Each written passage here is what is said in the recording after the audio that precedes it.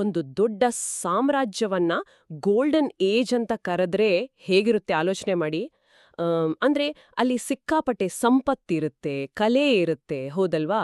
ಇಂದಿನ ನಮ್ಮ ಈ ಆಳವಾದ ಚರ್ಚೆಯಲ್ಲಿ ಮೌರ್ಯರ ನಂತರ ಭಾರತವನ್ನು ಮತ್ತೆ ಒಟ್ಟುಗೂಡಿಸಿದ ಗುಪ್ತ ಎಂಪೈರ್ ಬಗ್ಗೆ ತಿಳಿಯೋಣ. ಖಂಡಿತ. ಈ ಗುಪ್ತ ಎಂಪೈರ್ ಕಾಲವನ್ನ ಭಾರತದ ಕ್ಲಾಸಿಕಲ್ ಏಜ್ ಅಂತ ಕೂಡ ಕರೀತಾರೆ. ಇದು ಹೇಗಿತ್ತು ಅಂದ್ರೆ ಇಡೀ ದೇಶದ ಮೇಲೆ ಒಂದು ದೊಡ್ಡ ಚಿನ್ನದ ಛತ್ರಿ ಹಿಡಿದಾಗೆ ಇತ್ತು. ವಾವ್, ಚಿನ್ನದ ಛತ್ರಿ ಅಂದ್ರೆ ಗಂಗಾ ನದಿ ತೀರದಲ್ಲಿದ್ದ ಒಂದು ಸಣ್ಣ ರಾಜ್ಯ ಇಷ್ಟು ದೊಡ್ಡ ಎಂಪೈರ್ ಆಗಿ ಹೇಗೆ ಬೆಳೆಯಿತು ಅನ್ನೋದು ತುಂಬಾನೇ ಕುತೂಹಲದ ವಿಷಯ. ಹೌದು. ಇದನ್ನ ಅರ್ಥ ಮಾಡ್ಕೊಳ್ಳೋಕೆ ನಾವು ವಿಡಿಯೋ ಗೇಮ್ ಬಗ್ಗೆ ಯೋಚಿಸ್ಬೋದು. ಅಂದ್ರೆ ಲೆವೆಲ್ ಬೈ ಲೆವೆಲ್ ದಾಟುವ ಹಾಗೆ ಇವರು ಸಾಮ್ರಾಜ್ಯ ಬೆಳೆಸಿದ್ರು. ಮುಖ್ಯವಾಗಿ 3 ಜನ ರಾಜರು ಇಲ್ಲಿ ಬರ್ತಾರೆ. ಓಹೋ, 3 ಜನ ರಾಜರ? ಯಾರ 3 ಜನ? ಮೊದಲು ಚಂದ್ರಗುಪ್ತ 1 ಬರ್ತಾರೆ. ಇವರು ಈ ಎಂಪೈರ್ನ ಸ್ಥಾಪಕರು. ಆಮೇಲೆ ಸಮುದ್ರಗುಪ್ತ ಬರ್ತಾರೆ. ಇವರು ಎಂಥ ಶೂರ ಅಂದ್ರೆ ಯುದ್ಧದಲ್ಲಿ ಸೋಲನ್ನೇ ಕಂಡಿರ್ಲಿಲ್ಲ. ಇವರನ್ನ ನೆಪೋಲಿಯನ್ ಆಫ್ ಇಂಡಿಯಾ ಅಂತಾನೆ ಕರೀತಾರೆ. ಅರೆ, ನೆಪೋಲಿಯನ್ ಆಫ್ ಇಂಡಿಯಾ ಅಂತಾನೆ ಕರೀತಿದ್ರಾ? ಹೌದು ಹೌದು. ಇನ್ನು 3ನೇಯವರು ಚಂದ್ರಗುಪ್ತ 2.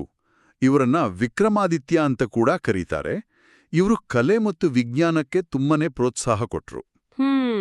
ಕೇವಲ 3 ತಲೆಮಾರುಗಳಲ್ಲಿ ಇಷ್ಟು ದೊಡ್ಡ ಸಾಮ್ರಾಜ್ಯ ಕಟ್ಟಿದ್ದು ನಿಜಕ್ಕೂ ಗ್ರೇಟ್. ಆದ್ರೆ ನನಗೊಂದು ಡೌಟು. ಆ ಕಾಲದಲ್ಲಿ ಇಂಟರ್ನೆಟ್ ಇರ್ಲಿಲ್ಲ, ಟಿವಿ ಇರ್ಲಿಲ್ಲ. ಆದ್ರೂ ಇವರ ಬಗ್ಗೆ ನಮ್ಗೆ ಹೇಗೆ ತಿಳಿಯಿತು? ಅದಕ್ಕೆ ಉತ್ತರ ಕಲ್ಲಿನ ಮೇಲಿನ ಬರಹಗಳು. ಅವರು ಕಲ್ಲಿನ ಮೇಲೆ ಪ್ರಶಸ್ತಿ ಬರೆಸುತ್ತಿದ್ರು. ಪ್ರಶಸ್ತಿ ಅಂದ್ರೇನು? ಅಂದ್ರೆ ಈಗಿನ ಕಾಲದ ಸೋಷಿಯಲ್ ಮೀಡಿಯಾ ತರಾನಾ? ಎಕ್ಸಾಕ್ಟ್ಲಿ. ಈಗ ನಾವು ಸ್ಟೇಟಸ್ ಅಪ್ಡೇಟ್ ಹಾಕ್ತೀವಲ್ಲ, ಹಾಗೆ ರಾಜರು ತಮ್ಮ ಸಾಧನೆಗಳನ್ನ ಕಲ್ಲಿನ ಮೇಲೆ ಬರೆಸುತ್ತಿದ್ರು. ಅಲಹಾಬಾದ್ ಪಿಲ್ಲರ್ ಇನ್ಸ್ಕ್ರಿಪ್ಷನ್ ಇದಕ್ಕೆ ಬೆಸ್ಟ್ ಎಕ್ಸಾಂಪಲ್. ಇದು ತುಂಬಾನೇ ಮಜವಾಗಿದೆ. ಆದ್ರೆ ಇಷ್ಟು ದೊಡ್ಡ ಎಂಪೈರ್ ಅನ್ನು ಒಬ್ಬರೇ ನೋಡ್ಕೊಳ್ಳೋದು ಕಷ್ಟ ಅಲ್ವಾ? ಅಂದ್ರೆ ಈಗ ಶಾಲೆಯಲ್ಲಿ ಪ್ರಿನ್ಸಿಪಲ್ ಅವರು ಇಡೀ ಶಾಲೆ ನೋಡ್ಕೊಳ್ಳೋಕೆ ಕ್ಲಾಸ್ ಮಾನಿಟರ್ಗಳಿಗೆ ಜವಾಬ್ದಾರಿ ಕೊಡ್ತಾರಲ್ಲ, ಹಾಗೆ ಇವರು ಮಾಡಿದ್ರಾ? ಕರೆಕ್ಟ್.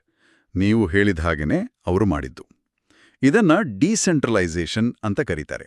ಅವರು ತಮ್ಮ ಎಂಪೈರ್ ಅನ್ನ ಪ್ರಾವಿನ್ಸಸ್ ಮತ್ತು ಡಿಸ್ಟ್ರಿಕ್ಟ್ಸ್ ಆಗಿ ವಿಂಗಡಣೆ ಮಾಡಿದ್ರು.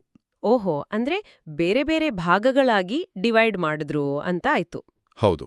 ಆಮೇಲೆ ಆಯಾ ಜಾಗಕ್ಕೆ ಕುಮಾರಮತ್ಯಾಜೆಂಬ ಅಧಿಕಾರಿಗಳನ್ನ ನೇಮಕ ಮಾಡಿದ್ರು. ಇವರು ಅಲ್ಲಿನ ಆಡಳಿತವನ್ನ ನೋಡ್ಕೊಳ್ತಾ ಇದ್ರು. ರೈಟ್. ಅಂದ್ರೆ ಡಿಸೆಂಟ್ರಲೈಸೇಷನ್ ಇಂದ ಕೆಲಸ ಸುಲಭವಾಯ್ತು. ಆಮೇಲೆ ಈ ಗೋಲ್ಡನ್ ಏಜ್ನಲ್ಲಿ ಸಿಕ್ಕಾಪಟ್ಟೆ ಚಿನ್ನ ಇತ್ತು ಅಂತಾರೆ. ಅಷ್ಟು ಚಿನ್ನ ಎಲ್ಲಿಂದ ಬಂತು? ಅದು ಮುಖ್ಯವಾಗಿ ವ್ಯಾಪಾರದಿಂದ ಬಂತು. ಅವರು ಡಿನಾರ್ಸ್ ಎಂಬ ಚಿನ್ನದ ನಾಣ್ಯಗಳನ್ನೇ ತಂದ್ರು. ಇನ್ನೊಂದು ವಿಷಯ ಅಂದ್ರೆ ರೈತರು ತಾವು ಬೆಳೆದ ಬೆಳೆಯ 1/6 ಭಾಗವನ್ನ ಟ್ಯಾಕ್ಸ್ ಆಗಿ ಕಟ್ತಿದ್ರು. ವಾವ್, ಡಿನಾರ್ಸ್, ಚಿನ್ನದ ನಾಣ್ಯಗಳು. ಅಂದ್ರೆ ಆ ಕಾಲದ ಎಕಾನಮಿ ತುಂಬಾ ಸ್ಟ್ರಾಂಗ್ ಆಗಿತ್ತು ಅಂತ ಆಯ್ತು. ಖಂಡಿತ. ಜೊತೆಗೆ ಇನ್ನೊಂದು ಕುತೂಹಲದ ವಿಷಯ ಹೇಳ್ತೀನಿ. ಆಗಿನ ಕಾಲದಲ್ಲಿ ಗಿಲ್ಡ್ಸ್ ಅಥವಾ ಶ್ರೇಣೀಸ್ ಎಂಬ ಗುಂಪುಗಳಿದ್ವು. ಶ್ರೇಣೀಸ್ ಅಂದ್ರೆ ಏನು? ಅವ್ರೇನ್ ಮಾಡ್ತಾ ಇದ್ರು? ಅಂದ್ರೆ ಒಂದೇ ರೀತಿಯ ಕೆಲಸ ಮಾಡುವವರ ಗುಂಪಿದು. ಉದಾಹರಣೆಗೆ ಮಡಿಕೆ ಮಾಡುವವರು, ಬಟ್ಟೆ ನೇಯುವವರು. ಈ ಶ್ರೇಣಿಗಳು ಬ್ಯಾಂಕ್ಗಳ ತರ ಕೆಲಸ ಮಾಡ್ತಿದ್ವು ಗೊತ್ತಾ? ಜನರಿಗೆ ಸಾಲ ಕೂಡ ಕೊಡ್ತಾ ಇದ್ರು. ಅರೆ ವಾ, ಆ ಕಾಲದಲ್ಲೇ ಬ್ಯಾಂಕ್ ತರಹದ ಸಿಸ್ಟಮ್ ಇತ್ತಾ? ಇದು ನಿಜಕ್ಕೂ ಆಶ್ಚರ್ಯ. ಈ ಆರ್ಥಿಕ ಬಲದಿಂದಾನೇ ಆರ್ಯಭಟ, ಕಾಳಿದಾಸರಂತ ದೊಡ್ಡ ದೊಡ್ಡ ವಿಜ್ಞಾನಿಗಳು ಬೆಳೆಯೋಕೆ ಸಾಧ್ಯ ಆಯ್ತು ಅನ್ಸುತ್ತೆ. ಆದರೆ ಇಷ್ಟೆಲ್ಲಾ ಸಂಪತ್ತಿದ್ಮೇಲೆ ಈ ಗೋಲ್ಡನ್ ಏಜ್ ನಿಜಕ್ಕೂ ಎಲ್ರಿಗೂ ಗೋಲ್ಡನ್ ಆಗಿತ್ತಾ? ಅಲ್ಲಿಯೇ ಇರೋದು ಅಸಲಿ ವಿಷಯ. ಕಲೆ, ವಿಜ್ಞಾನ ಎಲ್ಲ ಉತ್ತುಂಗದಲ್ಲಿದ್ರೂ ಕೂಡ ಸಮಾಜದಲ್ಲಿ ವರ್ಣ ಸಿಸ್ಟಮ್ ತುಂಬಾ ಕಟ್ಟುನಿಟ್ಟಾಗಿತ್ತು. ಅಂದ್ರೆ ನಿಯಮಗಳು ತುಂಬಾ ಸ್ಟ್ರಿಕ್ಟ್ ಆಗಿದ್ವು ಅಂತಾನಾ? ಹೌದು. ಹುಟ್ಟಿನ ಆಧಾರದ ಮೇಲೆ ಕೆಲಸ ಮತ್ತು ನಿಯಮಗಳು ಫಿಕ್ಸ್ ಆಗಿದ್ವು. ಪ್ರಭಾವತಿ ಗುಪ್ತರಂತಹ ಪ್ರಬಲ ರಾಣಿಯರಿದ್ರೂ ಕೂಡ ಸಾಮಾನ್ಯ ಮಹಿಳೆಯರಿಗೆ ಮನೆಯೇ ಪ್ರಪಂಚ ಆಗಿತ್ತು. ಅವರಿಗೆ ಆಸ್ತಿಯ ಹಕ್ಕು, ಸ್ವಾತಂತ್ರ್ಯ ಅಷ್ಟಾಗಿ ಇರಲಿಲ್ಲ. ಓಹೋ, ಅಂದ್ರೆ ಈ ಗೋಲ್ಡನ್ ಏಜ್ ಎಲ್ರಿಗೂ ಒಂದೇ ಸಮನಾಗಿ ಇರ್ಲಿಲ್ಲ ಅಂತಾಯ್ತು. ಸಾರಾಂಶ ನೋಡೋದಾದ್ರೆ ಈ ಗುಪ್ತಾ ಎಂಪೈರ್ ತನ್ನ ಆಡಳಿತ, ವ್ಯಾಪಾರ ಮತ್ತು ಡಿಸೆಂಟ್ರಲೈಸೇಷನ್ನಿಂದ ತುಂಬಾ ಬಲಿಷ್ಠವಾಗಿತ್ತು. ಹೌದು. ಜೊತೆಗೆ ಕಲೆ, ವಾಸ್ತುಶಿಲ್ಪದಲ್ಲಿ ಕೂಡ ದೊಡ್ಡ ಸಾಧನೆ ಮಾಡಿದ್ರು. ಆದರೆ ಅದೇ ಸಮಯದಲ್ಲಿ ಸಮಾಜದ ನಿಯಮಗಳು ಅಂದ್ರೆ ಈ ವರ್ಣ ಸಿಸ್ಟಮ್ ತುಂಬಾ ಕಠಿಣವಾಗಿತ್ತು ಅನ್ನೋದನ್ನ ನಾವು ಮರೆಯೋ ಹಾಗಿಲ್ಲ. ರೈಟ್. ಇದು ನಾವು ನೆನಪಿಡಬೇಕಾದ ಮುಖ್ಯ ಅಂಶ.